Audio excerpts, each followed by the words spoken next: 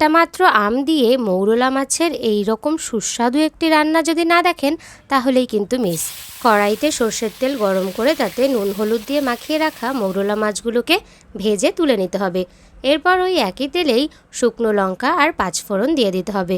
এরপর লম্বা লম্বা করে কেটে রাখা আম দিয়ে এর মধ্যে পরিমাণ মতন হলুদ গুঁড়ো, স্বাদ অনুযায়ী নুন আর সামান্য একটু জিরের গুঁড়ো দিয়ে ভালো করে এটাকে ভেজে নিতে হবে। তারপর এর মধ্যে পরিমাণ মতন জল দিয়ে কিছুক্ষণ ফুটিয়ে নিতে হবে। সবটা ফুটে উঠলে পরে এর মধ্যে 2-3টে চেরা কাঁচা লঙ্কা দিয়ে দিতে হবে। আর দিয়ে দিতে হবে স্বাদ অনুযায়ী একটু চিনি, কারণ আমটা যেহেতু টক তাই একটুখানি চিনি তো লাগবেই। এরপর যখন আমটা সেদ্ধ হয়ে আসবে আগে থেকে ভেজে রাখা মৌরলা মাছগুলো এর মধ্যে ছেড়ে দিতে হবে। এইবার সবটা ভালো করে ফুটে উঠলেই তৈরি হয়ে যাবে আম দিয়ে মৌরলা মাছের টক। আপনাদের এই রেসিপিটা কেমন লাগলো কমেন্টে জানাবেন, আর ভালো লাগলে একটা লাইক করে দেবেন।